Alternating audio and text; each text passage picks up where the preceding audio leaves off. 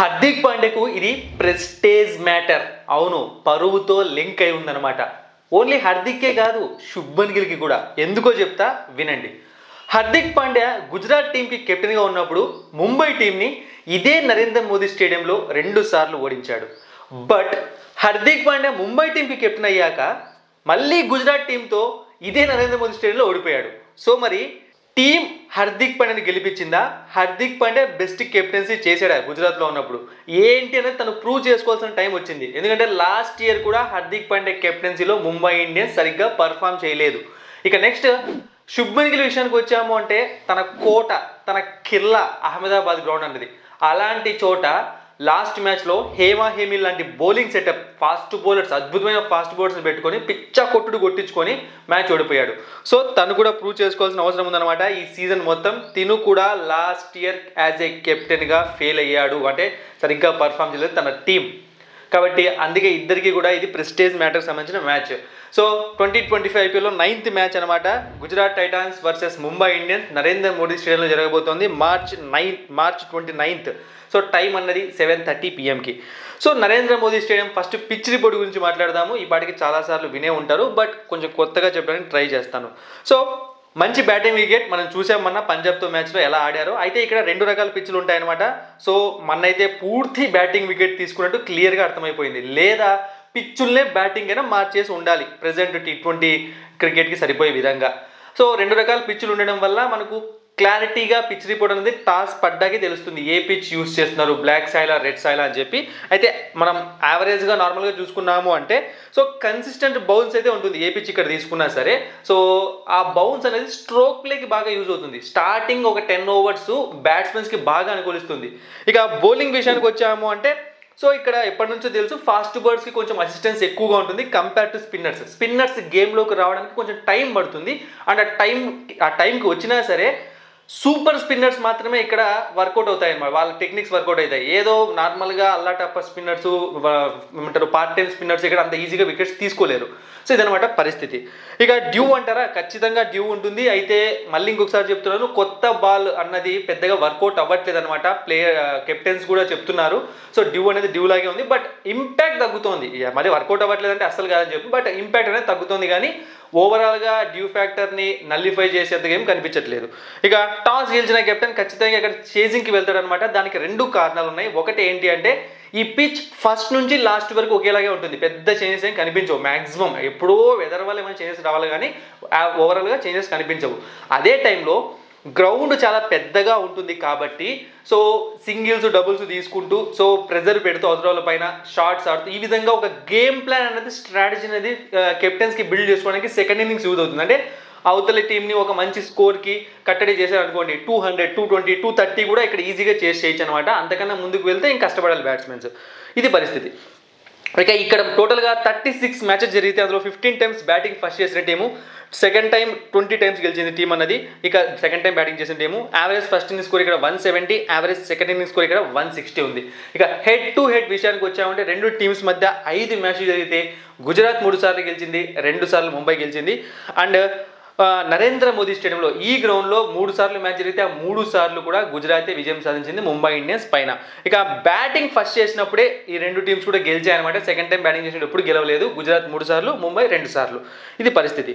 So మరి ఈరోజు మరి బ్యాటింగ్ ఫస్ట్ చేసిన వాళ్ళు గెలుస్తారా, చేజింగ్ వాళ్ళు గెలుస్తారా, మనం టాస్ పడిన తర్వాత తెలుసుకుందాం టెలిగ్రామ్ ఛానల్లో. సో టెలిగ్రామ్ ఛానల్లో మీకు నేను మెయిన్ ప్రిడిక్షన్ని ప్రొవైడ్ చేస్తాను. ఇక్కడ నేను అనాలిసిస్ మాత్రమే చెప్తున్నాను అనమాట. సో ఈ అనాలిసిస్ కూడా నేను జస్ట్ నార్మల్గా చెప్తున్నాను తప్పితే ఏదో బెట్టింగ్స్ కోసం వాటి కోసం కాదు. సో దయచేసి మన క్రికెట్ ఛానల్ ఉంది కాబట్టి ఆ అప్డేట్స్లో భాగంగా ఖచ్చితంగా ఈ వీడియోస్ కవర్ చేయాలి కదా. ఐపీఎల్ అంటే పెద్ద లీగు. సో నా ఒపీనియన్ షేర్ చేస్తున్నాను, దయచేసి ఆ వైపుకు వెళ్ళకండి. ఇక గుజరాత్ టైటాన్స్ ప్లేయింగ్ 11 విషయానికి వచ్చాము అంటే ఎలా ఉంటుంది. సో వీళ్ళైతే ఏ చేంజెస్ చేసుకుని వచ్చే అవకాశం లేదనమాట. చేస్తే ఇంపాక్ట్ ప్లేయర్లోనే చేయాలి. ఎందుకంటే ఇక అదే బౌలర్స్ ఉండాలి, అదే బ్యాట్స్మెన్స్ ఉండాలి. వీళ్ళు సెట్ చేసేసారు. అయితే నాకున్న డౌట్ ఏంటి అంటే జోస్ బట్లర్ ఏమైనా ఓపెనింగ్ పంపిస్తారా? మేబీ నాకు తెలిసి ఏమైనా ఫస్ట్ బ్యాటింగ్ పడితే జోస్ బట్లర్ని ఓపెనింగ్ పంపిస్తారేమో అనిపిస్తుంది అనమాట. అంటే జోస్ బట్లర్ ఓపెనింగ్ రావడమే నాకు తెలిసి కరెక్ట్ డెసిషన్ అవుతుంది. సో ఎందుకంటే సాయి సుదర్శన్ 1 downలో కూడా ఫెంటాస్టిక్ ప్లేయర్ కదా. ఎస్, జోస్ బట్లర్ లాస్ట్ మ్యాచ్లో బాగా ఆడాడు, కానీ నాకు ఎందుకు అతను ఓపెనర్గా వస్తేనే ఆ రన్ రేట్ని కరెక్ట్గా యూస్ చేసుకుంటాడు. అంటే ఎందుకంటే తను బ్యాటింగ్ చేస్తున్నాడు అంటే రన్ రేట్ అనేది కంట్రోల్ ఉండదు అనమాట, పైకి వెళ్తూనే ఉంటుంది. సో శుభ్మన్ గిల్, సాయి సుదర్శన్ వీళ్ళు బ్యాటింగ్ వీళ్ళు చేస్తే ఎలా ఉంటుందంటే సో టైం తీసుకుంటారు సెట్ అవ్వడానికి, కానీ బట్లర్ అలా టైం తీసుకోడు. So Shubman Gill, Sai Sudharsan, Jos Butler, Shahrukh Khan, Rahul Tewatia, R Sai Kishore, Arshad Khan, Rashid Khan, Kagiso Rabada, Mohammed Siraj, Prasidh Krishna, impact ప్లేయర్గా షెర్ఫెన్ రూథర్ఫర్డ్. ఈ విధంగా గుజరాత్ ప్లేయింగ్ లో ఉండే అవకాశం ఉంది. సో మీరు చూసారంటే గుజరాత్ లాస్ట్ టైం ఆడినప్పుడు బౌలర్స్ అందరూ ఫెయిల్ అయ్యారు అనమాట. అంటే మంచి టాలెంట్ ఉన్న బౌలర్సే పిచ్చు వల్ల ఫెయిల్ అయ్యారు. ఈ విషయం రబాడా కూడా చెప్పాడు అనమాట. ఇక క్రికెట్కి పేరు మార్చేయండి, క్రికెట్ అని కాకుండా బ్యాట్ స్పోర్ట్ అని పెట్టండి అన్నాడు. అంటే వ్యంగ్యంగా అన్నాడు అనమాట, సర్కాజంగా. ఎందుకంటే అలా ఉంది పరిస్థితి ప్రెసెంట్ బౌలర్స్ పరిస్థితి.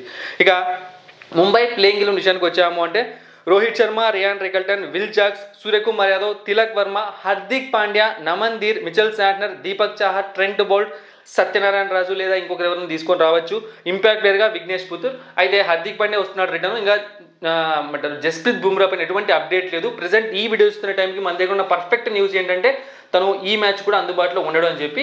సో ఒకవేళ అందుబాటులో ఏమన్నా ఉన్నాడు అది అలాంటివి ఉంటే నేను టెలిగ్రామ్ ఛానల్లో మీకు అప్డేట్ చేస్తాను.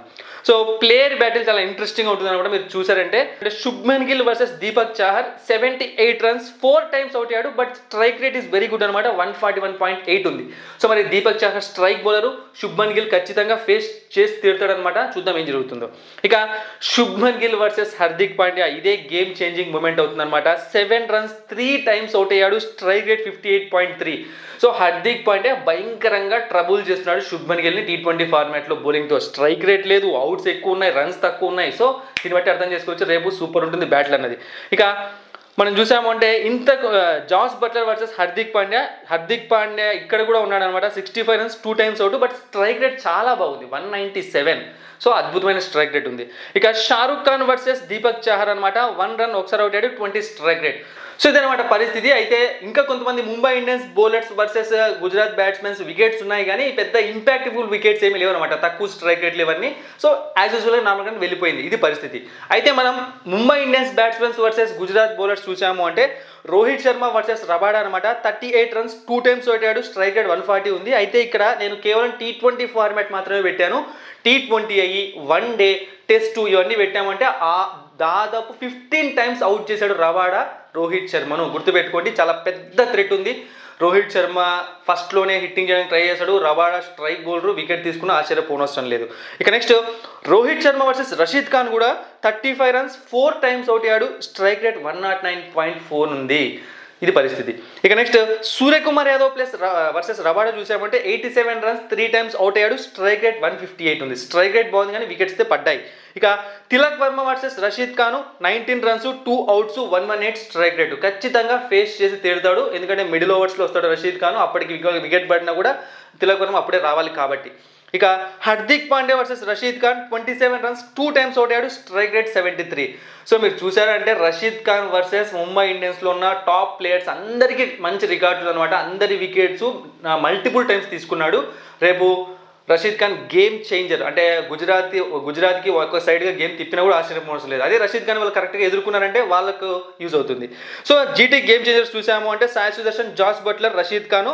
సో ఈ ముగ్గురు కూడా జీటీ గెలవడంలో కీలక పాత్ర పోషించి తీరుతారు రేపు. ఇక next Mumbai game changers Suryakumar Yadav, Hardik Pandya, Trent Boult. So Trent Boult స్టార్టింగ్లో వికెట్స్ తీసుకోవాలి. సో హార్దిక్ పాండ్యా మనం స్టాట్స్ చూసాము, సూర్యకుమార్ యాదవ్, వీళ్ళే ముంబైకి గేమ్ చేంజర్స్. ఇక బోల్డ్ ప్రిడిక్షన్స్, నా ప్రిడిక్షన్స్ ఏం జరుగుతాయి అని చెప్పి నేను అనుకుంటున్నాను అంటే సూర్య ప్లస్ బట్లర్. సో ఇద్దరు వేరే వేరే టీంలో ఉన్నారు, కన్ఫ్యూజ్ కాకండి. సూర్య ముంబై, బట్లర్ గుజరాత్. సో ఇద్దరు కలిసి మంచి రన్స్ చేసే అవకాశం ఉంది, అంటే సపరేట్గా, లేదా ఎవరో ఒకరు చేయొచ్చు, ఎవరో ఒకరు ఫెయిల్ కావచ్చు. సో ఏదో ఒకటి జరగచ్చు. బట్ ఈ ఇద్దరులో ఎవరైనా ఇద్దరు కలిసి అయినా సరే మంచి రన్స్ వస్తాయనిపిస్తుంది ఈ మ్యాచ్లో. ఇక నెక్స్ట్ రషీద్ ఖాన్ తప్పకుండా ఈ మ్యాచ్లో మినిమం 2 వికెట్స్ తీసుకుంటాడు. మినిమం 2 వికెట్స్, తనే గేమ్ చేంజర్ కూడా అవుతాడు గుజరాత్కి ఎక్కువ వికెట్స్ తీసుకుంటే. మరి ఈ మ్యాచ్ ఎవరు గెలుస్తారు? సో చూడండి, అంత ఈజీ కాదనమాట ఈ మ్యాచ్ చెప్పడము. చాలా టఫ్ మ్యాచ్ ఇది. సో మరి ఈ మ్యాచ్కి సంబంధించిన మెయిన్ ఎవరు గెలుస్తారో నా ఒపీనియన్ని నేను తెలుగు బస్ టెలిగ్రామ్ ఛానల్లో షేర్ చేస్తాను అనమాట. డిస్క్రిప్షన్ బాక్స్లో లింక్ ఉంది, వెళ్ళి జాయిన్ అవ్వండి. సో నాకు తెలిసినంత వరకు ఈ మ్యాచ్ 50-50గానే జరగబోతుంది ఖచ్చితంగా. అంత ఈజీగా ఇప్పుడు చెప్పడం, దానికి కారణాలు చెప్తాను. మనం చూసాము అంటే ఇక్కడ పిచ్ రిపోర్ట్ మనకు తెలియదు. సో ఎందుకంటే డిఫరెంట్ టైప్ ఆఫ్ పిచ్చెస్ ఉన్నాయి. ప్లేయింగ్ ఎలెవెన్లో చేంజ్ జరిగే అవకాశం ఉంది. ముఖ్యంగా గుజరాత్లో బౌలర్స్ ఏమైనా చేస్తారో చూడాలి. బట్ ఎవరు ఫేవర్ ఉన్నారో ఖచ్చితంగా చెప్పమంటే మాత్రం నన్ను అడిగితే కొంచెం గుజరాత్కి అడ్వాంటేజ్ ఉంది, ఎక్కువ కాదు, కొంచెం మాత్రమే. ఎందుకంటే ఇక్కడ కొన్ని ఇష్యూస్ కనిపిస్తున్నాయి ఈ టీంలో. మనం వాటిని అంటే బుమ్రా లేకపోవడం కానీ, సో బ్యాటింగ్ డిపార్ట్మెంట్లో కొన్ని ప్రాబ్లమ్స్ ఉన్నాయి ఓపెనింగ్లో, ఇవన్నీ కూడా. రోహిత్ శర్మ మనకు ఎలా ఉన్నాడు ఫామ్లో, అంటే రియాన్ రికల్టన్ కూడా పెద్దగా ఫామ్ గురించి తెలియదు కాబట్టి, సో గుజరాత్కి కొంచెం నేను ఒక 5-10% ఇస్తున్నాను. సో చూద్దాం ముంబై గెట్ ఆన్ అవుతుందేమో గుజరాత్ అగైనెస్ట్గా. మరిన్ని ఇంట్రెస్టింగ్ వీడియోస్ కోసం సబ్స్క్రైబ్ చేయడం మర్చిపోకండి.